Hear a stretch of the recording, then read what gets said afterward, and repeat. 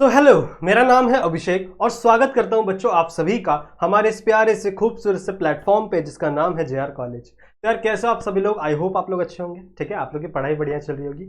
तो बच्चों, जैसा कि आपको पता है कि हमने हमारा एक बहुत ही इंपॉर्टेंट लेसन शुरू किया हुआ है, that is nothing but ever halogen derivatives. सही है, हैलोजन डेरिवेटिव्स की हम लोग बात कर रहे थे, हमारे लास्ट 2 लेक्चर्स थे। सही है, पहले लेक्चर में हम लोग ने काफ़ी ज़्यादा इंट्रोडक्शन वाली बातें की। अगर वो इंट्रोडक्शन नहीं बताता तो शायद आपको आगे की चीज़ें इतने अच्छे तरीके से नहीं समझ में आती। सही बात है, क्योंकि ऑर्गेनिक केमिस्ट्री एक ऐसी चीज़ है जिसमें आपको अपना बेस बहुत ही ज़्यादा क्लियर रखना पड़ेगा। ठीक है, अपनी थिंकिंग पावर को थोड़ा स्ट्रांग रखना पड़ेगा, तभी आपको ऑर्गेनिक केमिस्ट्री समझ में आएगी और समझ में भी आ जाएगी। उसके बाद आपको वो चीज़ें याद रखने के लिए आपको हर बार प्रैक्टिस करना पड़ेगा। ठीक है, ये इनऑर्गेनिक केमिस्ट्री की तरह नहीं है या फिजिकल केमिस्ट्री की तरह नहीं है जहाँ पे आप लोग चीज़ें सिर्फ मेमोराइज कर लोगे। ठीक है, यहाँ पे आपको प्रैक्टिस की बहुत ज़्यादा ज़रूरत पड़ती है।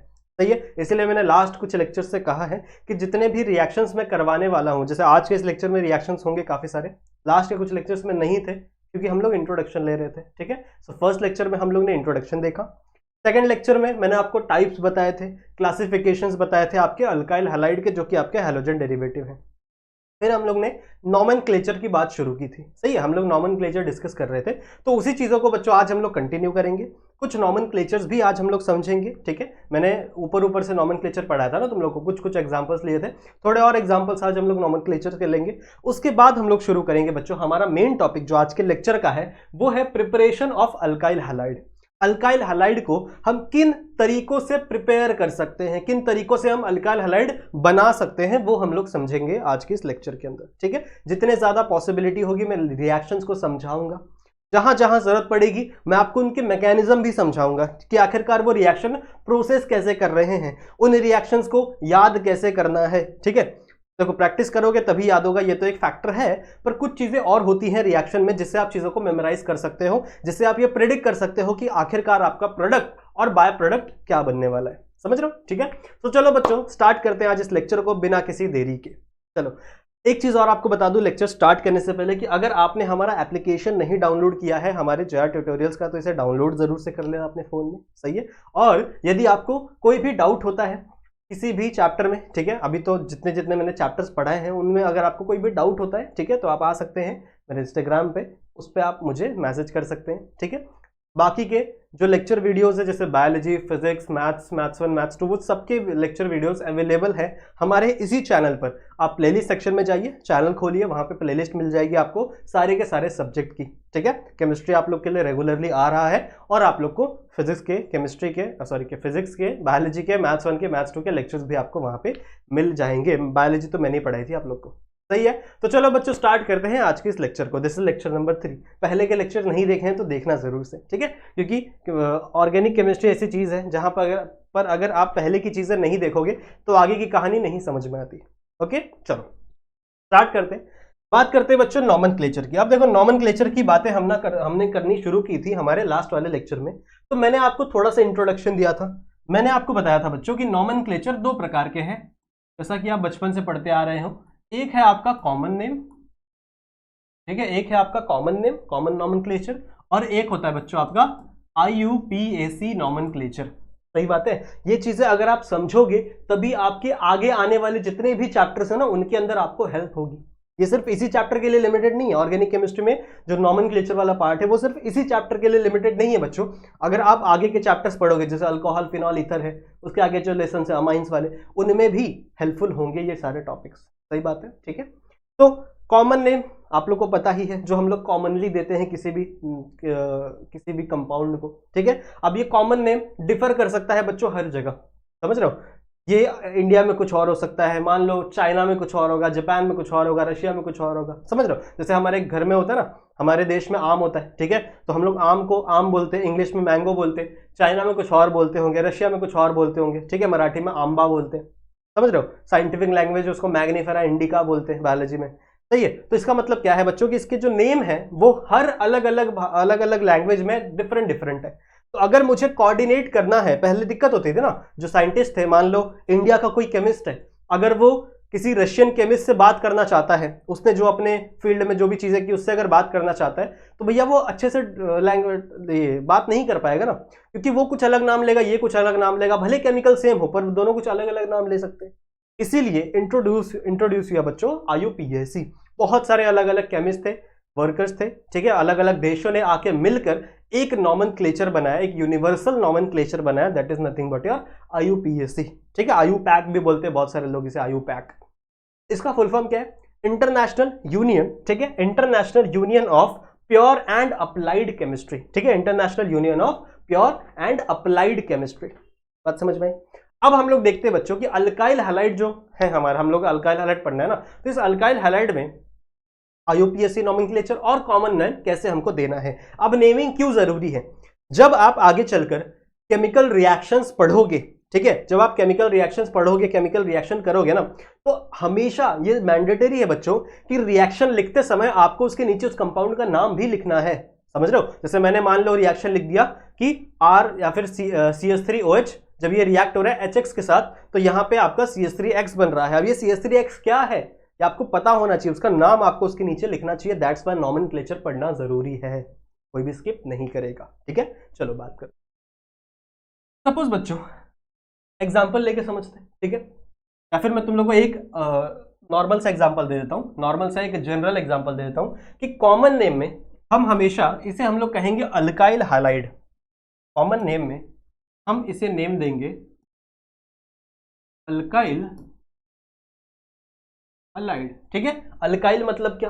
कोई भी आपके अल्काइल ग्रुप, जैसे इथेन, मीथेन, प्रोपेन, ब्यूटेन, कुछ भी हो सकता है।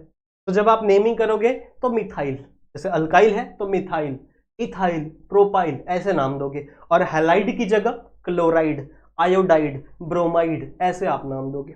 समझ रहे हो? ठीक है। सो अल्काइल हैलाइड ये क्या हो जाएगा आपका कॉमन नेम। और वहीं अगर आप IUPAC की बात करो तो IUPAC में क्या होता है, जितने भी हैलोजेंस होते हैं ना बच्चों, तो हैलोजन को हम हमेशा एज अ प्रीफिक्स की तरह यूज करते हैं। देखो IUPAC में बहुत सारे अलग अलग रूल्स होते हैं लिखने के लिए, IUPAC नॉमेनक्लेचर में। अब मैं वो सारे रूल्स तो नहीं पढ़ाऊंगा, पर कुछ तुम लोग को याद जरूर से दिलाता हूं मैं।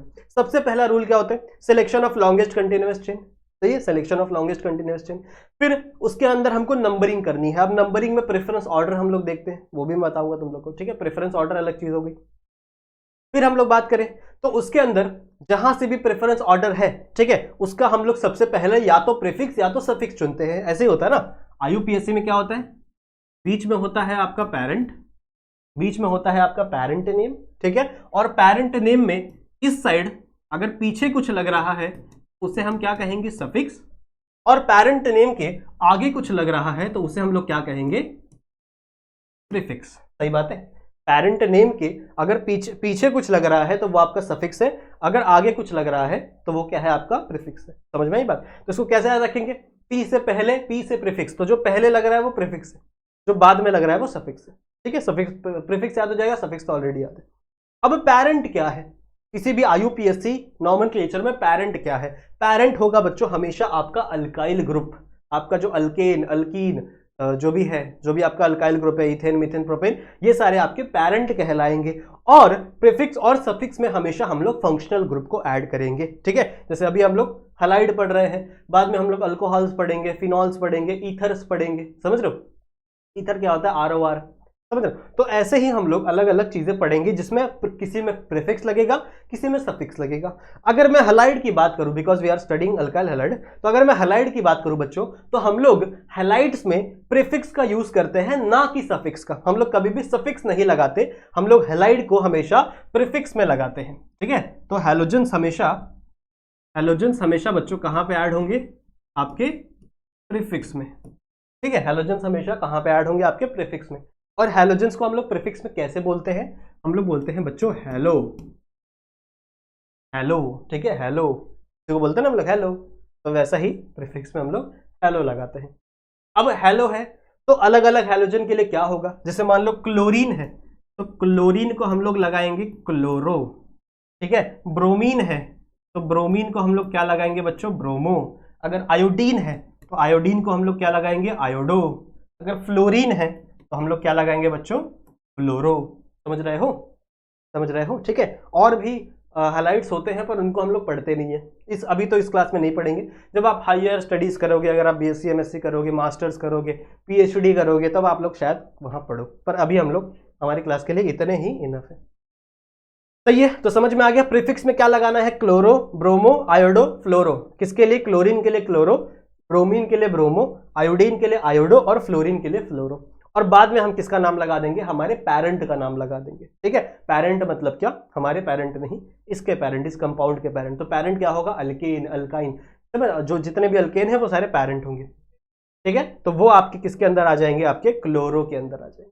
क्लियर है? समझ में आया? समझ में आया? ठीक है, आई होप आप लोग को इतनी चीजें समझ में आई होंगी। अब एग्जाम्पल से समझते हैं, कुछ एग्जाम्पल्स लेते हैं और उन एग्जाम्पल्स को समझते हैं। देखो कुछ एग्जाम्पल लास्ट वाले लेक्चर में लिया था मैंने, अब थोड़ा सा ऊपर चलते हैं। अच्छा, जैसे मान लो बच्चों, ये है आपका एक एग्जाम्पल। ठीक है, ये है आपका एक एग्जाम्पल। अगर मैं बात करूं, इसका कॉमन नेम बताया जाए, ठीक है, इसका कॉमन नेम लिखा जाए। CN से मैं लिख रहा हूं, मैं पूरा कॉमन नेम नहीं लिखने वाला, मैं सिर्फ CN लिखा हूं। CN मतलब कॉमन नेम। अब इसमें क्या होने वाला है? देखो, कॉमन नेम हम लोग कैसे लिखते हैं? Alkyl halide. ठीक है, तो यहां पे कौन सा अल्काइल है? कितने कार्बन है? 1 2 3। कितने कार्बन है? 3। तो कौन सा होगा? मीथेन, इथेन, प्रोपेन, मतलब प्रोपाइल है। This is the propyl. और हैलाइड क्या है यहाँ पे? क्लोरीन। तो क्लोरीन को हम लोग कैसे लिखेंगे? क्लोराइड। ठीक है, क्लोरीन को हम लोग कैसे लिखेंगे? Chloride.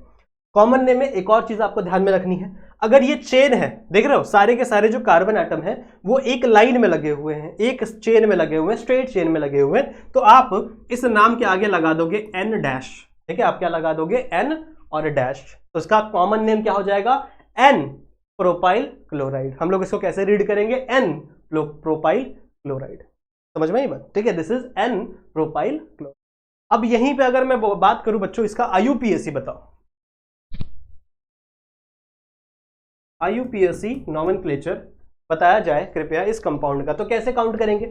Selection of longest continuous chain, एक ही चेन है यहाँ पे, और इसका नंबरिंग देना। अब नंबरिंग कहां से देंगे? जहां पे कौन अटैच है? आपका फंक्शनल ग्रुप। तो यहां से नंबर 1 2 3। सही बात है, तो क्या हो जाएगा? 1 पे क्या अटैच है? आपका क्लोरीन अटैच है। अब क्लोरीन में हम लोग प्रीफिक्स लगाते हैं। Where what is the prefix for chlorine? That is chloro. तो हम लोग कैसे लिखेंगे? 1 क्लोरो, और आपका पेरेंट क्या है? Propane. So this is your parent. तो this is the IUPAC nomenclature. ये क्या है बच्चों? आपका IUPAC नॉमेनक्लेचर है। समझ में आई बात? अब ऐसा ही एक और एग्जांपल लेते हैं, ऊपर किया जाए। चलो ऐसे ही एक और एग्जांपल लेते हैं बच्चों। For example CH3 CH2 and CH3, और इस CH2 पे मैंने लगा दिया Cl। अब देखो अगर आप देखो तो ये दोनों के दोनों कंपाउंड मॉलिक्यूल्स के हिसाब से सेम है। इसमें भी 3 कार्बन है, इसमें भी 3 कार्बन है। सही बात है, जितने हाइड्रोजन इसमें है उतने ही हाइड्रोजन इसमें भी है। काउंट कर लो अगर आपको गलत लग रहा होगा तो। 3 हाइड्रोजन यहां, 2 हाइड्रोजन यहां, मतलब 5 हो गए। 5 2 7, मतलब 7 हाइड्रोजन यहां पे है। इसको भी काउंट करो तो उतने ही होंगे। समझ में आई बात? ठीक है, सो हाइड्रोजन के नंबर सेम है। हाइड्रोजन के नंबर क्या है? सेम है, सब कुछ सेम है। क्लियर है? ठीक है। अच्छा, यहाँ CH2 नहीं आएगा बच्चों, तो सॉरी, यहाँ CH2 नहीं आएगा। Let me remove that. ठीक है, सही बात है। तो यहाँ पे हाइड्रोजन के नंबर सेम है, 3 3 7, एक यहाँ पे बीच में 7। ठीक है, यहाँ 7 है, यहाँ 7 है। पर अगर आप स्ट्रक्चर को देखो, मॉलिक्यूलर तो सेम है पर स्ट्रक्चर क्या है इसका? डिफरेंट है। तो मैं कह सकता हूं कि इसका आइसोमर। आइसोमर आपने वर्ड सुना होगा ना। आइसोमर मतलब क्या होता है? Compound having the same molecular formula, जिसका मॉलिक्यूलर फॉर्मूला सेम हो, जिसके अंदर एटम सेम हो, पर having the different structural formula, जिसका स्ट्रक्चरल फॉर्मूला क्या हो? अलग हो। सही है, तो ये इसका आइसोमर है। अब इसका नाम क्या होगा? इसका नाम क्या सेम रहेगा? नहीं, अलग होगा भाई। ऐसे कैसे सेम हो जाएगा? व्हाइट कलर लेते हैं। ठीक है, अब बात करेंगे सबसे पहले हम लोग कॉमन नेम की। अब कॉमन नेम में क्या डिफरेंस होगा? सेम ही चीज होगी। ये प्रोपाइल, ये क्लोराइड, तो लिख लो प्रोपाइल क्लोराइड। अब डिफरेंस क्या होगा बच्चों? डिफरेंट क्या होगा? ये था बच्चों आपका N प्रोपाइल क्लोराइड। वो याद है आपको, मैंने बोला था कि अगर ये सेम चेन में है, एक लंबी सी चेन में आपका Cl लगा हुआ है, तो it is an propyl chloride. पर यहाँ पे चेन में नहीं लगा हुआ Cl, यहाँ पे सेंटर वाले पे लगा हुआ है। ये 2 डिग्री है, ये 2 डिग्री है ना कार्बन, याद है ना, बताया था मैंने 1 डिग्री 2 डिग्री, ये 2 डिग्री है बच्चों। तो जहां पे भी 2 डिग्री हो ना, वहां पे आप लिखते हो आइसो, आप ये वर्ड लगा देते हो आइसो, ठीक है। जहां पे भी आप देखो कि 2 डिग्री पे आपका क्या लगा हुआ है, आपका हैलाइड ग्रुप लगा हुआ है, Cl ग्रुप लगा हुआ है, तो उस कंडीशन में आप क्या करोगे, यहां पे कॉमन नेम में आप एक वर्ड लगा दोगे, that is nothing but your iso. तो common name becomes isopropyl chloride, ठीक है। इसका कॉमन नेम क्या हो जाएगा, आइसोप्रोपाइल क्लोराइड, ओके। वहीं पे अगर मैं बात करूं इसके IUPAC नॉमेनक्लेचर की, ठीक है, तो IUPAC नॉमेनक्लेचर में क्या होगा, इसे काउंट करेंगे हम लोग नंबर ऑफ चेन को, सबसे लॉन्गेस्ट कंटिन्यूअस चेन को। सो this is the longest continuous chain. Numbering चाहे यहां से दो चाहे यहां से दो, सेम है, तो 1 2 3, सही बात है। तो सेकंड नंबर पे क्या आया आपका, क्लोरीन आया, तो हम लोग कैसे लिखेंगे, 2 क्या है, क्लोरीन। क्लोरीन के लिए क्या प्रीफिक्स लगाना है, क्लोरो, तो 2 क्लोरो, सही है। और लास्ट में क्या है ये आपका प्रोपेन। तो देख रहे हो, सेम मॉलिक्यूलर फॉर्मूला था, ऑलमोस्ट सेम फॉर्मूला था पूरे स्ट्रक्चर का, पर सिर्फ इसका एक Cl चेंज होने की वजह से पूरा का पूरा नाम क्या हो गया, चेंज हो गया। तो ये 1 मार्क्स के क्वेश्चन आ सकते हैं एग्जाम में, आपसे एग्जाम में पूछा जा सकता है, चाहे फिर MCQ के लिए पूछा चला जाएगा कि भैया ये स्ट्रक्चर है, इसका राइट IUPAC नॉमेनक्लेचर क्या है, या फिर इसका राइट कॉमन नेम क्या है। So you have to know this. Clear है, टेक अ स्क्रीनशॉट बच्चों, इसका जल्दी से स्क्रीनशॉट लेंगे, और एग्जांपल्स करवाऊंगा मैं, ठीक है। इसका स्क्रीनशॉट ले लिया, चलो आगे बढ़ते हैं। एक एग्जांपल और लेते हैं, ऐसा ही एक एग्जांपल और लेते हैं, ठीक है। थर्ड एग्जांपल, मान लो ये है आपका CH3 CH2 CH2 CH2 Br। हो गया यार सर, ये तो बहुत लंबा हो गया, कोई बात नहीं। क्या है ये, CH3 CH2 CH2 CH2 Br, मतलब ये क्या है, methane ethane propane butane, so it is butane, सही है। कॉमन नेम सबसे पहले हम लोग लिखेंगे, देखो मैं CN लिख रहा हूं, तो मैंने बताया पहले ना, CN में पूरा कॉमन नेम नहीं लिखने वाला, मैं CN लिख रहा हूं शॉर्ट फॉर्म में, तो आप समझ जाना कॉमन नेम में क्या होगा। चेन में आपका ब्रोमीन अटैच है, ठीक है, चेन में आपका ब्रोमीन अटैच है, तो हम लोग कॉमन नेम में क्या लगाएंगे, N, सही है। कौन सा है ये, ब्यूटाइल है ना, methane ethane propane butane, so it is butyl. Alkyl halide हम लोग लिखते हैं, ये क्या हो जाएगा, ब्यूटाइल ब्रोमाइड, ये क्या कहलाएगा बच्चों, ब्यूटाइल ब्रोमाइड। इसी तरीके से अगर इसका IUPAC देखें, अगर इसका IUPAC देखें तो क्या हो जाएगा, 1, क्योंकि फर्स्ट नंबर पे क्या लगा है, ब्रोमो, यहीं से काउंट करेंगे, तो 1 ब्रोमो 1 ब्रोमो, फिर क्या हो जाएगा आपका ब्यूटेन, सही है। तो ये तो सिंपल था, ये तो बड़ा ही सिंपल था, पर इसी का एक आइसोमर बनाता हूं मैं, सुनो, इसी का एक आइसोमर बना रहा हूं मैं,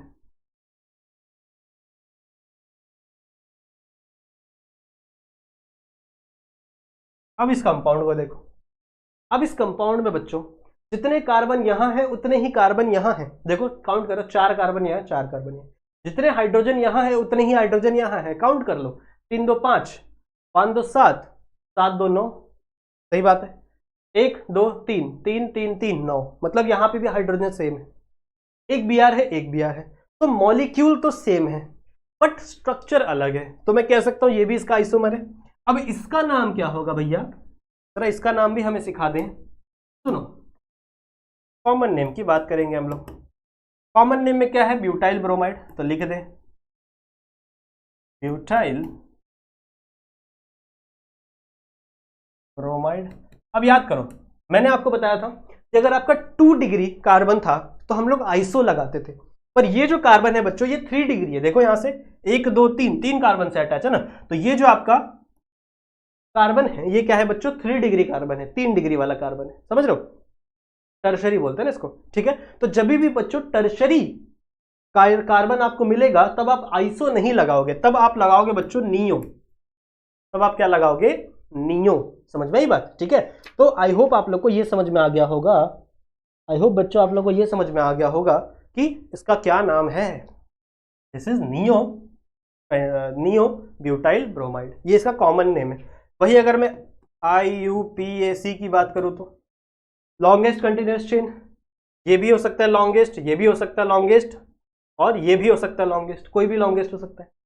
अब हर पे देखो, मान लो अगर ये इसको मैंने लॉन्गेस्ट नहीं, ये नहीं लॉन्गेस्ट होगा, मान लो बच्चों मैंने इसको लॉन्गेस्ट मान लिया, तो नंबरिंग कैसे देनी है, कहीं से भी नंबर दो सेम ही आएगा, तो 1 2 3। अब सेकंड नंबर पे एक ब्रोमीन ग्रुप है और एक मिथाइल ग्रुप है, तो कैसे लिखोगे आप, कैसे लिखोगे आप, 2 ब्रोमो, सही है, 2 ब्रोमो 2 मिथाइल, ऐसे डैश दो के बीच में, और ये क्या हो जाएगा 1 2 3, मतलब मीथेन इथेन प्रोपेन, सो प्रोपेन। इस वाले कार्बन को आपने ऑलरेडी यहां पे काउंट कर लिया, तो 2 bromo 2 methyl propane, 2 bromo 2 methyl propane. तो क्या आपको दोनों के IUPAC नेम सेम मिले, बिल्कुल भी नहीं। क्या आपको दोनों के अपना कॉमन नेम सेम मिले, बिल्कुल भी नहीं। पर बच्चों दोनों ही क्या है, एक दूसरे के आइसोमर हैं। क्लियर है, क्लियर है, ठीक है। इसी तरीके से अगर आप डबल बॉन्ड लगा दोगे बीच में, इज ऑल्सो पॉसिबल ना, अगर आप बच्चों डबल बॉन्ड लगा दो तो वो विनाइल हो गया। जैसे मान लो ये है आपका IUPAC, तो आ गया आपको, मान लो ये हो गया, तो दिस इज विनाइल क्लोराइड, पता है ना आप लोगों को, इसको हम लोग विनाइल भी बोलते हैं या फिर इथीन भी बोलते हैं, सही है। तो दिस इज कॉमन नेम में क्या हो जाएगा, ये विनाइल क्लोराइड, सही है। या फिर अगर मैं इसके आगे एक और CH3 लगा दूं, मान लो CH2 double bond CH single bond CH2 और अब Cl लगाऊं, तो ये क्या हो जाएगा आपका अलाइल क्लोराइड, सही है। तो ये तो हम लोग ने पढ़ा है, अगर आपने लेक्चर नंबर 2 देखा है तो आपको विनाइल अलाइल क्या होता है पता है, ठीक है। सो ये इसका कॉमन नेम है। बाकी मैं तुम लोग को IUPAC बता ही सकता हूं। देखो IUPAC में क्या होगा, यहाँ पे एक ट्रिक है बच्चों, अगर IUPAC इसका देखो, इसका तो आप लोग आ ही जाएगा, इसका देखो क्या हो जाएगा, this is the longest continuous chain. अब दो चीजें हैं, यहाँ पे डबल बॉन्ड है और यहाँ पे Cl है, तो आप नंबरिंग कहां से करोगे, क्या आप डबल बॉन्ड से नंबरिंग करोगे या आप Cl से नंबरिंग करोगे, बताओ जरा, याद करो। मैंने लास्ट वाले लेक्चर में आपको एक प्रेफरेंस बताया था, सबसे पहले सबसे ज्यादा डबल बॉन्ड ट्रिपल बॉन्ड, फिर डबल बॉन्ड, फिर कोई हैलोजन और फिर आपका हाइड्रोजन। ये ऑर्डर ऑफ प्रेफरेंस है, सबसे ज्यादा आप किसको प्रेफरेंस दोगे, सबसे ज्यादा आप ट्रिपल बॉन्ड को प्रेफरेंस दोगे, फिर आप डबल बॉन्ड को प्रेफरेंस दोगे, फिर आप अपने हाइड्रोजन को प्रेफरेंस दोगे। तो मतलब इस कंडीशन में ज्यादा प्रेफरेंस किसको मिलेगा, इस डबल बॉन्ड को मिलेगा, ना कि Cl को। तो नंबरिंग कहां से होगी, यहां से 1 2 3, समझ लो। तो इसका IUPAC क्या हो जाएगा, IUPAC क्या हो जाएगा बच्चों, इसका 3 क्लोरो, हाँ लिखना तो भैया इसको प्रीफिक्स में ही है ना, because it is in the prefix form, तो लिखना तो प्रीफिक्स में, बट इट इज 3 क्लोरो, क्या हो जाएगा ये, दिस इज 1 2 3 प्रोपेन, बट आप कैसे लिखोगे, प्रोप 1 इन, ठीक है। आपको ये दिखाना है कि फर्स्ट पोजीशन पे क्या लगा हुआ है, डबल बॉन्ड लगा हुआ है, सो 1 प्रोप 1 इन, ठीक है, प्रोप 1 इन, मतलब इन क्या दिखा रहा है, डबल बॉन्ड, और कहां लगा हुआ है, फर्स्ट पोजीशन पे। तो दिस इज द IUPAC। इसका स्क्रीनशॉट ले लो फटाक से और इसे अपने बुक में लिखना फटाक से। ले लिया, ले लिया, चले आगे बढ़े। अच्छा एक चीज और दिखानी है मुझे आपको, ये तो हो गए एलिफैटिक्स के। Now let's talk about aromatics. This is your benzene, this is your benzene. और सपोज बच्चों बेंजीन पे, अच्छा मैं पहले आपको एक चीज बता देता हूं, बेंजीन पे मान लो बच्चों यहां पर कुछ लगा हुआ है, ठीक है, यहां पर मान लो कुछ भी लगा हुआ है या फिर कुछ नहीं लगा हुआ है, मान लो कुछ नहीं लगा है, मतलब यहाँ पे हाइड्रोजन है, यहाँ पे भी हाइड्रोजन है, यहाँ पे भी हाइड्रोजन है, यहाँ पे भी हाइड्रोजन है, यहाँ पे भी हाइड्रोजन, यहाँ पे भी हाइड्रोजन, ठीक है। अगर बच्चों मैं इस हाइड्रोजन को देखूं तो इस हाइड्रोजन से इन पोजीशंस के नाम बनते हैं। इस हाइड्रोजन से मान लो यहाँ पर, चलो कुछ लगा ही देते, अब इतना वेट तो नहीं होता, चलो बच्चों यहाँ पर कुछ लगा ही देते हैं। जैसे मान लो यहाँ पर लग गया x, दिख रहा है आप लोगों को x, यस आपको दिख रहा है, ठीक है। तो मान लो यहाँ पे बच्चों मैंने लगा दिया x, तो इस कंडीशन पे बच्चों जो x के बाजू वाली पोजीशन है, ठीक है, यहाँ पे जो x के बाजू वाली पोजीशन है, इसे हम लोग कहेंगे ऑर्थो। ठीक है, इस पोजीशन को हम लोग क्या कहेंगे? ऑर्थो। ये हम लोग कॉमन नेम में यूज करते हैं। फिर इस एक्स को एक छोड़ के ये वाली जो पोजीशन है, मतलब ऑर्थो के बाजू वाली जो पोजीशन है बच्चों, इसे हम लोग कहेंगे मेटा। ठीक है, और ये जो एक्स के सामने वाली पोजीशन है इसे हम लोग कहेंगे पैरा। बात समझ में आ रही है? मैंने क्या बोला? 3 पोजीशन है।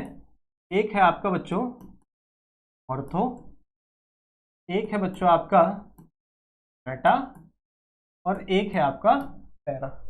समझ रहे हो? अब ये जो ऑर्थो मेटा पैरा है, ये जो तीनों हैं ये बच्चों ये चेंज हो सकती है किसके बेसिस पे? आपका जो ग्रुप लगा हुआ है उसके बेसिस पे। ग्रुप के जस्ट बाजू वाला पोजीशन ऑर्थो कहलाता है। ग्रुप के एक पोजीशन छोड़कर जो ग्रुप है, मतलब ये वाला पोजीशन छोड़ के ये वाला जो ग्रुप है, ये मेटा कहलाता है। और इस ग्रुप के जो सामने वाला पोजीशन है ये पैरा कहलाता है। समझ रहे हो? तो ये आपको पता होना चाहिए ऑर्थो मेटा पैरा क्या होता है। समझ रहे हो? ठीक है, क्लियर है? और ये चेंज हो सकते हैं। मान लो आपका एक्स ग्रुप यहां लग गया, सपोज दैट आपका एक्स ग्रुप यहां लग गया, तो अब ऑर्थो मेटा पैरा, पैरा क्या होगा? इस कंडीशन में इसके बाजू में ये जो होगा ये ऑर्थो होगा, इसके बाजू में ये जो होगा ये मेटा होगा, और इसके सामने वाला ये क्या होगा? पैरा। समझ रहे हो? तो ये क्या है? चेंज हो सकते हैं, कंडीशन वाइज है, कंडीशन के ऊपर डिपेंड करते हैं। जहां भी आपका ग्रुप लगा हो उसके बाजू वाला ऑर्थो, उसके एक छोड़ के मेटा और एक छोड़ के पैरा। ये पोजीशंस के नाम है। ये किसके नाम है बच्चों? पोजीशंस के नाम है। आई होप आप लोग को ये पोजीशन का नाम समझा होगा। अब इसके ऊपर भी कुछ क्वेश्चंस बनते हैं कभी कभी, इसके ऊपर भी बच्चों आप लोगों को कुछ क्वेश्चंस देखने के लिए मिलेंगे। ठीक है, चलेगा? चलेगा? देखें, आ जाओ आ जाओ, तो मिटाते हैं। लेट सपोज, थोड़ा नीचे बनाते हैं। लेट सपोज कुछ इस तरीके का मैंने एक स्ट्रक्चर बनाया है। This is benzene. ठीक है, नाउ यहां पर मैंने लगा दिया एक Cl और यहां पर मैंने लगा दिया एक Cl। ठीक है, अगर मैंने यहां पे एक Cl लगा दिया, यहां पे एक, now what will be common name? ऐसा क्वेश्चन अगर आप मान लो आपके एग्जाम में आ गया, क्या करोगे? What will be the common name? क्या होगा? अब देखो, अगर आप इसको कंसिडर करो, इसको कंसिडर करो, तो ये वाला पोजीशन होता है ऑर्थो, ये वाला पोजीशन होता है मेटा। सही है? या फिर अगर आप इसको भी कंसिडर करोगे तो ये वाला पोजीशन ऑर्थो होगा और ये वाला पोजीशन क्या होगा? मेटा होगा। तो दोनों ही एक दूसरे के मेटा पे सिचुएटेड है। तो कैन आई से मैं मेटा का M लगा दूंगा। कितने क्लोरीन है? डाई क्लोरीन है, 2 क्लोरीन है ना, तो मैं लिख दूंगा बच्चों डाई क्लोरो, और ये स्ट्रक्चर क्या है? This is benzene. This structure is benzene. सही है? सो क्या हो जाएगा मेरा फॉर्मूला? मेरा कॉमन नेम क्या हो जाएगा? M, यानी मेटा डाइक्लोरोबेंजीन। Meta dichlorobenzene. वहीं अगर मैं IUPAC की बात करूं, IUPAC, व्हाट अबाउट IUPAC बच्चों, बताओ जरा क्या हो जाएगा? काउंट करो, नंबर काउंट करना पड़ेगा। देखो, चाहे आप नंबर यहां से काउंट करो, चाहे आप नंबर यहां से काउंट करो, दोनों में दिक्कत आ सकती, मतलब दोनों में से एक ही चीज सही है। अब आपको लोएस्ट नंबर देना है ना, तो अगर आप यहां से काउंट करोगे तो 1 2 3 4 5, इसको 5 नंबर मिलेगा, इसको 1 नंबर मिलेगा। पर अगर आप यहां से काउंट करो तो 1 2 3, तो इसको 1 नंबर मिला, इसको 3 नंबर मिला, तो दोनों को लोएस्ट मिल रहा है, तो ये नंबरिंग सही होगी 1 2 3 4 5 6। तो क्या नाम हो जाएगा इसका? 1 3 डाइक्लोरो। ठीक है, सिर्फ डिफरेंस क्या आया? M को हटा दिया, 1 3 डाइक्लोरो, क्या है? बेंजीन है बच्चों। क्या है? ये बेंजीन है बच्चों। क्लियर है? Are we cleared? Are we cleared? एक और एग्जांपल ले लो।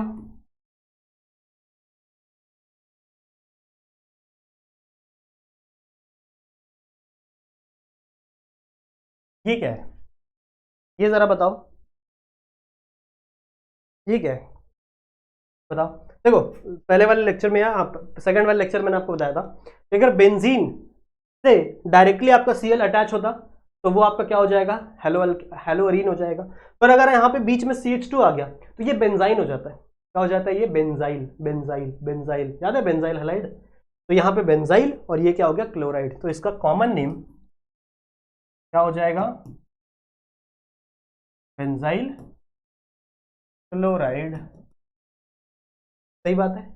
वहीं अगर इसके IUPAC की बात करूं बच्चों तो क्या हो जाएगा इसका IUPAC? इसका IUPAC क्या हो जाएगा? सिंपल है, सिर्फ क्या लगाना है आपको? क्या देखना है आपको, Cl है तो Cl का क्या हो जाएगा, क्लोरो। ठीक है, इसको आप लिख दो फिनाइल, फिनाइल रिंग भी बोलते हैं, फिनाइल। और ये हो जाएगा CH2 क्या हो जाएगा आपका, मीथेन। क्लियर है, क्लियर है, क्लियर है, क्लियर है। आई होप ये चीजें आपको समझ में आई। क्लियर है बच्चों। तो अब हम लोग शुरू करेंगे हमारे रिएक्शंस को। देखो पहले का जो 30 मिनट है वो मैंने इसीलिए आपका लिया है IUPAC समझाने के लिए, नॉमेनक्लेचर समझाने के लिए, क्योंकि बच्चों ये सिर्फ इस लेसन के लिए इंपॉर्टेंट नहीं है, ये सब टॉपिक आपके अगले लेसन में भी आएंगे। आप जब तक ऑर्गेनिक केमिस्ट्री पढ़ोगे, चाहे 12th में, चाहे इसके बाद आप ऑर्गेनिक केमिस्ट्री से केमिकल इंजीनियरिंग करो, चाहे आप आगे चल के BSc में आ जाओ वहां पे केमिस्ट्री लो, चाहे आप MSc करो, चाहे आप PhD करो, तो हमेशा जब तक आप केमिस्ट्री पढ़ोगे ये चीज आपके लिए एप्लीकेबल होगी। तो ये नॉमेनक्लेचर आपको आना चाहिए, इसीलिए मैंने शुरू के 30 मिनट आपको सिर्फ नॉमेनक्लेचर पढ़ाए थे। ठीक है, मुझे ऐसा फील हुआ था कि लेक्चर नंबर 2 में मैंने बहुत जल्दी खत्म कर दिया था उसको, और मैंने आपको नॉमेनक्लेचर नहीं सिखा पाया इतने अच्छे से। मैंने कुछ ही एग्जाम्पल लिए थे ना, तो इसीलिए मैंने क्या किया कि भैया चलो इसको अच्छे से समझाते हैं ताकि आपको मजा आए पढ़ के, समझ में आए। ठीक है, और केमिस्ट्री फील हो, केमिस्ट्री फील होना जरूरी है। Okay, are we clear? ठीक है, so let's move to our next topic, that is alkyl halide और इसके कुछ रिएक्शंस। अब देखो ये जो रिएक्शंस हैं बच्चों, ये 2 पार्ट में डिवाइडेड है। अल्काइल हैलाइड्स के जो रिएक्शंस हैं ये 2 पार्ट में डिवाइडेड है।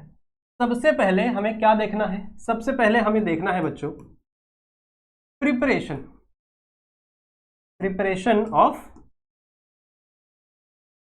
Alkyl halide. ठीक है, प्रिपरेशन ऑफ अल्काइल हैलाइड। और नेक्स्ट हमको देखना है बच्चों कुछ केमिकल रिएक्शन या फिर केमिकल प्रॉपर्टीज लिख दो। केमिकल प्रॉपर्टीज मतलब आपका जो अल्काइल हैलाइड है वो किससे किससे रिएक्ट होकर क्या क्या बना सकता है, क्या क्या उसकी प्रॉपर्टीज है, वो हम इस वाले टॉपिक के अंदर देखेंगे। और ये है बच्चों आपका प्रिपरेशन ऑफ अल्काइल हैलाइड, मतलब आप अल्काइल हैलाइड किन किन तरीकों से आप बना सकते हो अपने लैब में। अगर आप जाओगे आगे चल के 12th में, तो शायद आपको इतना लैब में ज़्यादा कुछ हम लोग नहीं करते ना, खाली क्या करते हैं, टाइट्रेशन ही तो करते हैं, ज़्यादा से ज़्यादा और कुछ तो करते नहीं ज़्यादा हम लोग। ठीक है, वो भी वाटर वीटर लेके HCl और NaOH लेके करते, तो बहुत बेसिक है। जब आप जाओगे MSc लेवल पे तो बहुत कुछ होती है लैब के अंदर। ठीक है, तो उस लैब में आप कैसे प्रिपरेशन कर सकते हो अल्काइल हैलाइड का, ठीक है, कुछ हम लोग तरीके सीखेंगे, और सबसे बेस्ट तरीका कौन सा है उसके ऊपर भी हम लोग बात करेंगे। सही बात है। अब देखो इन तरीकों को पढ़ाने से पहले बच्चों, ठीक है, इन तरीकों को पढ़ाने से पहले मुझे आपको ये बताना है कि आखिरकार केमिकल रिएक्शन होता क्या है। देखो मुझे पता है कि मैं आप लोगों को 11th में केमिस्ट्री नहीं पढ़ाई है, तो शायद आपके बेसिक्स क्लियर नहीं होंगे। सही है, और ऑर्गेनिक केमिस्ट्री ऐसी सब्जेक्ट है जहां पे अगर आपके बेसिक क्लियर ना हो तो आप फंस सकते हो, एग्जाम में बिल्कुल फंस जाओगे आप, समझ रहे हो। तो थोड़ा सा हम लोग बेसिक को समझेंगे, उसके लिए मुझे एक स्लाइड चाहिए। ठीक है, तो ये स्लाइड मैं यूज करूंगा, इसे तुम लोग फटाक से स्क्रीनशॉट ले लो, उसको मिटाने वाला हूं मैं। ले लिया, ले लिया, चले मिटता है, हाँ ओके। तो मुझे बच्चों आपको सिखाना है कि आखिरकार केमिकल रिएक्शंस होते क्या हैं और इन्हें लिखते कैसे हैं, इनके लिखने का सही तरीका क्या है। अगर आपके एग्जाम में केमिकल रिएक्शंस आए हैं तो कैसे आप लिखोगे, किन सही तरीकों से लिखोगे। देखो केमिकल रिएक्शंस कैसे लिखे जाते हैं, उनमें 2 चीजें होती हैं, एक होता है आपका रिएक्टेंट, एक होता है आपका रिएक्टेंट और एक होता है आपका प्रोडक्ट। मेन और तो बहुत चीजें हैं इसके अंदर, पर मेन ये 2 चीजें हैं, एक है आपका रिएक्टेंट और एक है आपका प्रोडक्ट। रिएक्टेंट क्या होता है, रिएक्टेंट होते हैं बच्चों वो रॉ मटेरियल, वो रॉ चीजें जिनको आप यूज कर रहे हो और जिनसे कुछ चीजें बना रहे हो, जिससे कोई नई चीज बना रहे हो। सही है, तो हमेशा आप इन दोनों के बीच में एरो दिखाओगे, और एरो कैसा, जो एरो आपका प्रोडक्ट के साइड जा रहा हो, समझ रहे हो। मतलब आप हमेशा ऐसे दिखाओगे कि रिएक्टेंट से क्या बन रहा है, प्रोडक्ट बन रहा है। ठीक है, रिएक्टेंट से क्या बन रहा है, प्रोडक्ट बन रहा है, विच इज ऑब्वियस।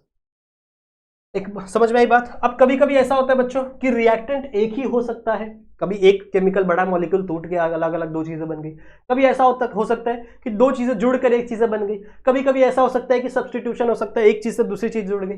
पढ़े हो ना, substitution reaction, addition reaction, nucleophilic addition reaction, बतेरे तरीके के रिएक्शंस हैं दुनिया में।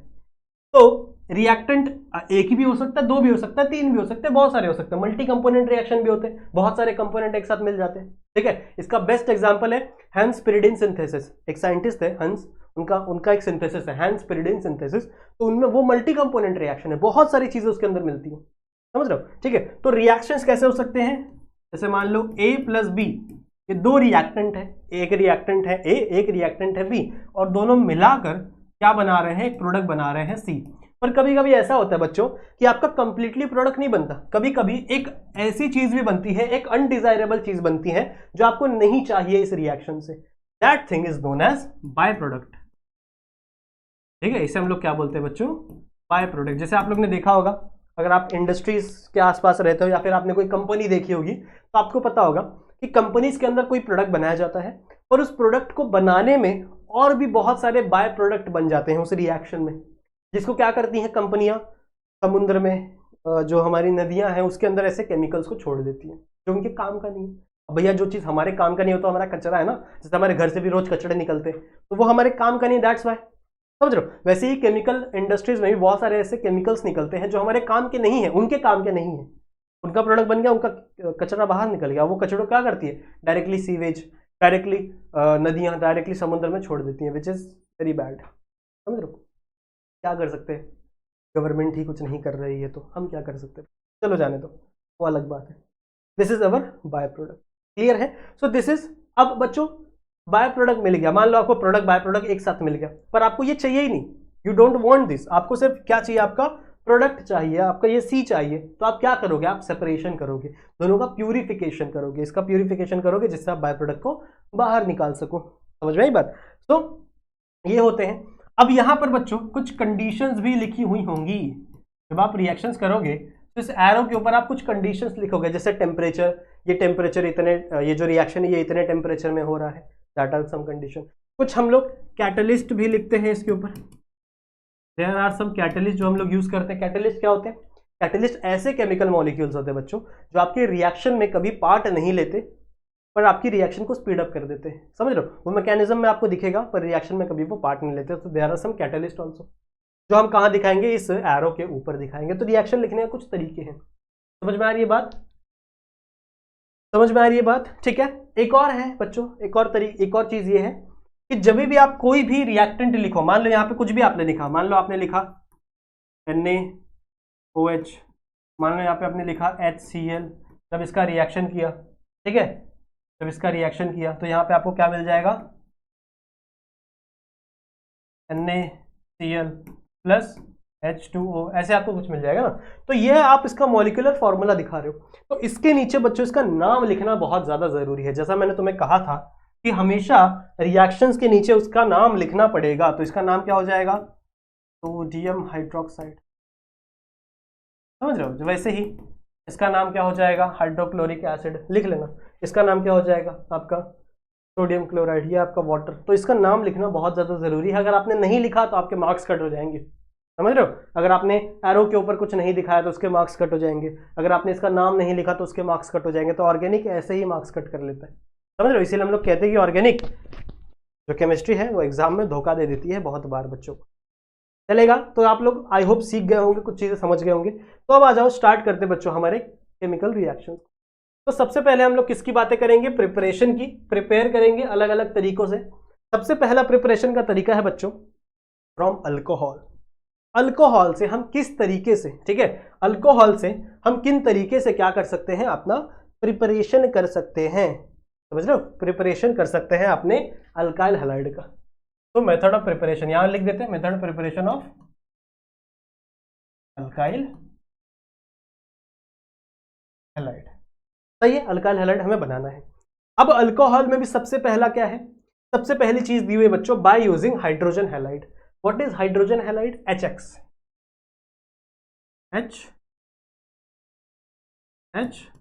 ठीक है। आप इसे हाइड्रोजन हैलाइड भी कह सकते हो या फिर हाइड्रोजन नहीं, हाइड्रो हैलाइड क्लोराइड भी, हाइड्रो हैलाइड एसिड भी बोल सकते हो, ठीक है, ये भी आप कह सकते हो इसे। अब इससे कैसे आप बनाओगे अपना अल्काइल हैलाइड, तो किसका यूज करना है बच्चे, हमें अल्कोहल का यूज करना है, ठीक है। अब हम क्या लेंगे सबसे पहले अल्कोहल। तो मैं ऐसे दिखा रहा हूं बच्चों, this R group, this is the general reaction, general reaction. Exam में जनरल रिएक्शन नहीं पूछना है, नहीं पूछेंगे ज्यादा टाइम, एग्जाम में आपको अच्छे से रिएक्शन करनी पड़ेगी यहाँ पे कुछ केमिकल्स डाल के, but we are talking about general reaction. आपको जनरल रिएक्शन सिखा दूं, उसके बाद हम लोग आगे के टॉपिक्स पे बात करेंगे। तो सपोज दिस इज ROH, वहां पे यहाँ पे R का मतलब क्या है, अल्काइल, एंड OH आपका क्या है, हाइड्रोक्साइड, सही है, OH अल्कोहल ग्रुप।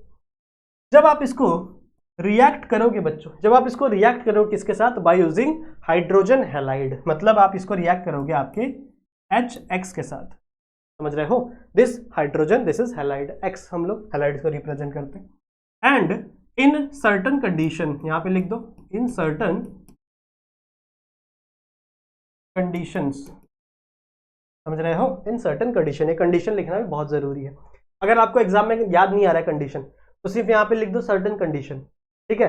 अगर एग्जामिनर का मूड हुआ तो मार्क्स दे देगा, अगर नहीं हुआ तो फिर नहीं देगा, वैसे नहीं दिया जाता मार्क्स, पर अगर आपको नहीं याद रहे तो कुछ छोड़ के आने से, खाली छोड़ के आने से, तो कुछ तो लिख दो वहाँ पे, समझ रहे हो, तो लिखना है, ठीक है। इन सर्टन कंडीशन, ये हम लोग जनरल रिएक्शन लिखे, इसलिए मैं यहाँ पे लिख रहा हूँ इन सर्टन कंडीशन। बच्चों क्या होगा इस रिएक्शन में, होगा क्या, ध्यान से सुनो, ध्यान से सुनो, ये जो OH है और ये जो H है, ये एक साथ कंबाइन हो जाएंगे। क्या होगा, ये जो OH है और ये जो H है, ये एक साथ क्या हो जाएंगे, कंबाइन हो जाएंगे, और यहां से एक बाय प्रोडक्ट निकल जाएगा बच्चों आपका वाटर, सही है ना। H2, 2 H है और एक O है, तो H2O आपका क्या निकल जाएगा, वाटर निकल जाएगा, सही बात है। बचा क्या, बचा है बच्चों आपका R और बचा है आपका X। तो ये जो R है, जो X है बच्चों, ये किसके ऊपर अटैक कर देगा, R के ऊपर, और यहां पे आपको क्या मिल जाएगा बच्चों, R, क्या मिल जाएगा यहाँ पे बच्चों आपका R, समझ में आई बात, ठीक है। सो क्या हुआ रिएक्शन में, रिएक्शन में लिखा है हम लोग ने अल्कोहल, जब अल्कोहल रिएक्ट किया किसके साथ, आपके हाइड्रोजन हैलाइड के साथ, तो क्या मिला आपको, अल्काइल हाइड मिला, और बाय प्रोडक्ट क्या मिला आपको, पानी, ठीक है, आपको क्या मिला, वाटर मिला एज अ।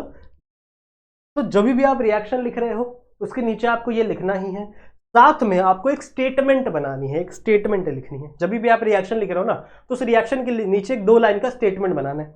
अब ये स्टेटमेंट बनाना बहुत ईजी है, बहुत ईजी, ठीक है। अब इस रिएक्शन को देख के मैं क्या स्टेटमेंट बनाऊंगा, ठीक है, मैं बाजू में हो जाता हूं, आप कृपया इसे लिखें, और इस रिएक्शन को देख के बच्चों मैं क्या स्टेटमेंट बनाऊंगा, थोड़ा सोचो कैसे बनाना है आप लोग को स्टेटमेंट। व्हेन अल्कोहल, ठीक है, when alcohol react to hydrogen halide, आपको लिखना है ऐसे पूरे स्टेटमेंट में, when alcohol react to hydrogen halide in certain condition, in certain condition, समझ में आ रही बात, कोई भी कंडीशन हो सकती है, जो भी कंडीशन होगी वो आपको लिखनी है। इट गिव्स, क्या देता है वो हमको, it gives alkyl halide as a product and water as a by product, समझ रहे हो। ये 2 लाइन से अगर आप लिखोगे ना तो बहुत अच्छा इंप्रेशन पड़ेगा आपके एग्जाम में, समझ रहे हो। ये सिर्फ 2 लाइन आपको एक्स्ट्रा ऐड करनी है, 2 लाइन सिर्फ आपको एक्स्ट्रा ऐड करनी है, जहां पे आपको बहुत अच्छा इंप्रेशन पड़ेगा आपके एग्जाम में, समझ में आई बात। तो कैसे लिखना है मैंने आपको बता दिया, इसका स्क्रीनशॉट ले लिया आप लोगों ने, ले लिया, ले लो। और कैसे लिखना है, when alcohol react to your hydrogen halide in certain condition, it gives alkyl halide as a product and water as a by product. सिर्फ इसको देखकर आपको इंग्लिश में 2 लाइनें लिखनी है, बस हो गया, बस हो गया, ठीक है। स्क्रीनशॉट ले लिया, स्क्रीनशॉट ले लिया। अब चलो बच्चों कुछ एग्जाम्पल की बात करते हैं। देखो एग्जाम्पल जो है वो कुछ इस तरीके से आपके एग्जाम में नहीं आते, आपको एग्जाम्पल लिखने पड़ेंगे। कैसे लिखोगे, चलो मान लो मैंने एक एग्जाम्पल लिया, लेट सपोज CH3 CH2 और यहां पे ले लिया मैंने OH, सही है। तो ये क्या है, कौन सा अल्कोहल है ये, इसका नाम लिखो आप, इथेन है तो इथेनॉल हो गया ये, this is your ethanol. When ethanol react to HCl, ठीक है, HX यूज कर रहे थे ना, यहां पे हम लोग एग्जाम्पल डाल रहे हैं, तो दिस इज HCl, क्या होगा ये, हाइड्रोक्लोरिक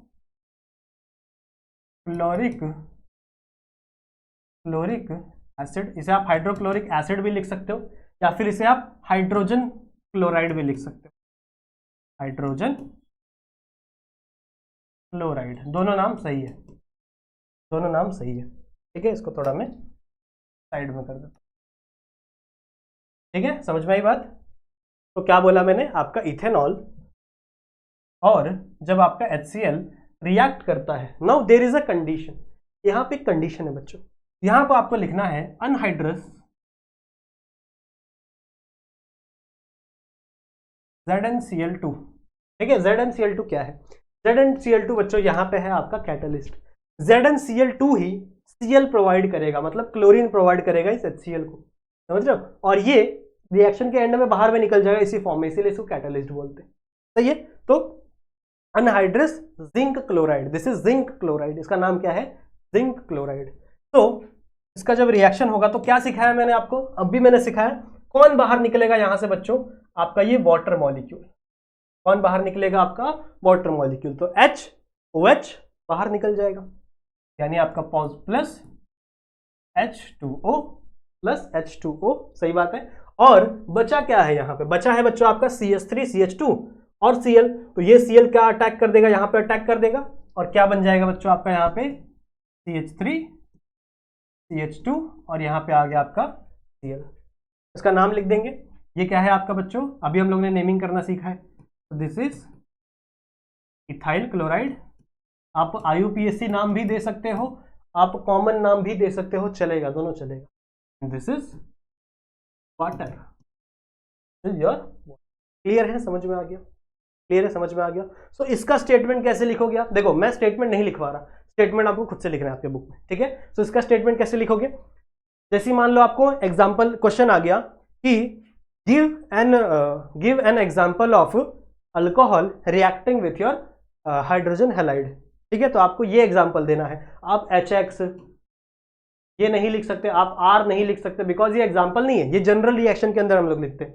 ये जो लिखा था मैंने, ये जनरल रिएक्शन था, but this is now your example. समझ रहे हो? तो एग्जाम्पल में आपको CH3 CH2 ये सब लिखना पड़ेगा। ठीक है, तो जैसे ही आपने ये रिएक्शन लिखा, इस रिएक्शन को लिखते टाइम ही आप इसके नीचे 2 लाइन का स्टेटमेंट लिखेंगे। क्या लिखेंगे आप? व्हेन इथेनॉल, सिंपल है, इसको देख के आपको स्टेटमेंट बनाना है।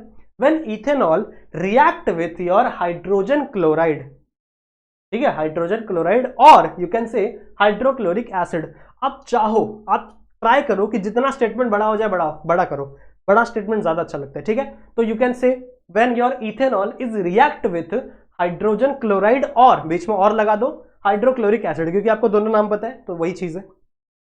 इन द प्रेजेंस ऑफ, किसके प्रेजेंस में? मैंने लास्ट टाइम क्या बोला था? इन the presence of certain condition, पर यहां पे आपको कंडीशन दिया हुआ है, तो in the presence of anhydrous zinc chloride. समझ रहे हो? अगर आपको जिंक क्लोराइड नहीं याद आ रहा है तो आप अनहाइड्रस ZnCl2 भी लिख दो, चलेगा। तो in the presence of anhydrous zinc chloride it gives ethyl chloride as a product and water as a by product. ये सिंपल सी 4 लाइन आपको लिखनी है, बस। क्या ये दिक्कत है इसमें? है कोई दिक्कत है? अब सेम चीज हम लोग Br के साथ भी कर सकते हैं, वहां पे सिर्फ वो कंडीशन चेंज होगी। CH2 मान लो मैंने CH3OH लिख दिया, यहाँ पे मैंने एग्जाम्पल चेंज कर दिया। ठीक है, इसको मैंने रिएक्ट कर दिया किसके साथ? HBr के साथ। Now this is hydrogen bromide, और you can say hydrobromic acid. Hydrobromic acid, when you react this in the presence of NaBr and H3PO4, यही है ना कंडीशन? Let me check. नहीं है भैया, H2SO4 है, PO4 में कंफ्यूज हो गया मैं। This is H2SO4, I am so sorry. ठीक है, so this is the condition जहां पे H कहां से आएगा? H2SO4 से, because H2SO4 is acid. Acid क्या करता है? प्रोटॉन को डोनेट करता है। So this is acid, this is Br, HBr यहां से बनेगा ये आपका। सही है, रिएक्शन कैसे होगा? कुछ नहीं, जैसा मैंने तुमको बोला वही होगा बच्चों। यहां से OH, यहां से H, ये दोनों निकलेंगे और यहाँ पे क्या बना देंगे? पानी बना देंगे, और वाटर बन जाएगा। बचा क्या? CH3 और Br, तो यहाँ पे क्या आ जाएगा बच्चों अपना? CH3 यार, ठीक है। इसके नीचे जो नाम लिखना है वो मैं आपको होमवर्क दे रहा हूं। इसके नीचे आपको नाम लिखना है और मुझे इंस्टाग्राम पे भेजना है लिख कर अच्छे से, ठीक है। क्या आएगा इसके नीचे? जो आपका अल्कोहल है, मिथेनॉल है, ये दिस इज और हाइड्रोजन ब्रोमाइड जो भी है, और इसके नीचे आपको इसके प्रोडक्ट का नाम लिखना है और स्टेटमेंट भी लिखना है, ठीक है। इन दोनों का स्टेटमेंट लिख के मुझे इंस्टाग्राम पे भेजो, देखता हूं कितने लोगों का आता है। समझ में आई बात? एक और है बच्चों, एक और है, एक और है, एक और है, एक और है, एक और है। क्या करूं, इसको मिटा दूं? स्क्रीनशॉट ले लिया, स्क्रीनशॉट ले लिया करो, उसके बाद लिखा करो आराम से। ले लिया स्क्रीनशॉट। एक और है HI का, एक और एग्जांपल है बच्चों। सुनो ध्यान से, ध्यान से सुनो। इसमें क्या एग्जांपल ले हम लोग? कौन सा अल्कोहल ले? कोई भी अल्कोहल ले सकते हो। मान लो मैं लेता हूँ CH3 CH3 CH3, यहाँ लेता हूँ OH, ठीक है। अब इसका नाम भी मुझे चाहिए। नेक्स्ट, अब मैं इसको मान लो रिएक्ट करता हूँ HI के साथ। This is hydrogen iodide in the presence of NaI sodium iodide, and यहाँ पे था आपका H3PO4, गलती से वहां लिख दिया था मैंने। तो in the presence of your H3PO4, कुछ नहीं है, कंडीशन चेंज हो रही है बच्चों, पर रिएक्शन चेंज नहीं हो रहा है, कुछ नहीं है बच्चों। यही यहां से निकलेगा, OH निकलेगा, H निकलेगा, कुछ नहीं होगा। यहाँ पे बन जाएगा आपका H2O प्लस, यहाँ पे क्या हो जाएगा आपका C, this is CH3, never change, this is also never change. यहाँ पे आपका OH निकला, क्या लग गया? ये I, ये वाला जो I है ये यहाँ पे आके लग गया। दिस बिकम योर, इसका क्या नाम होगा? इसका क्या नाम होगा? ये मुझे इंस्टाग्राम पे आप भेजोगे, ये आपका होमवर्क है, आपका होमवर्क है, ठीक है। इसका नेमिंग करना और स्टेटमेंट लिखना। Naming and statement is your homework. मैंने आपको स्टेटमेंट लिखना सिखाया है, नेमिंग करना सिखाया है, तो इसका नेमिंग और स्टेटमेंट आप लोग मुझे भेजोगे इंस्टाग्राम पे। इंस्टाग्राम की आईडी मैंने आपको पहले से मेंशन की हुई है, ठीक है। जिसको आईडी नहीं पता ये आईडी है, चलेगा बच्चों। तो इस लेक्चर को हम लोग यहीं तक रखते हैं, ऑलरेडी 50 मिनट का लेक्चर हो गया है, तो इस लेक्चर को हम लोग यहीं पे रखते हैं। इसके आगे के जो रिएक्शंस हैं, ठीक है, जैसे फॉस्फोरस क्लोराइड वाला रिएक्शन है, फिर आपका और भी रिएक्शन है, ठीक है, आपका वो मार्कोनिक एंटी मार्कोनिक वाला रिएक्शन है, बहुत सारे रिएक्शन पढ़ने हम लोग को, तो उसे हम लोग अगले लेक्चर में कंटिन्यू करेंगे। आई होप बच्चों जो भी चीज़ें मैंने आपको पढ़ाई हैं, जो भी चीज़ें मैं आपको सिखा रहा हूँ, समझ में आ रही होंगी आपको, ठीक है। मेरा केमिस्ट्री आप लोगों को समझ में आ रहा होगा। तो इस लेक्चर को बच्चों हम लोग यहीं तक रखते हैं। अगले लेक्चर में हम लोग और भी चीज़ें समझेंगे, और भी चीज़ें सीखेंगे, ठीक है। तब तक के लिए बच्चों इस वीडियो को जरूर से लाइक कर देना, कमेंट कर देना, अच्छे अच्छे कमेंट, ठीक है। शेयर कर देना अपने दोस्तों को, जितने भी आपके फ्रेंड्स हैं, जितने भी 12th स्टैंडर्ड में आपके कलीग्स हैं, तब तक इस वीडियो को पहुंचा देना जरूर से। मिलता हूं बच्चों आप लोगों से एक अलग सी वीडियो में, अलग सी मतलब एक अलग वीडियो में। तब तक के लिए अपना ख्याल रखो एंड कीप स्टडी।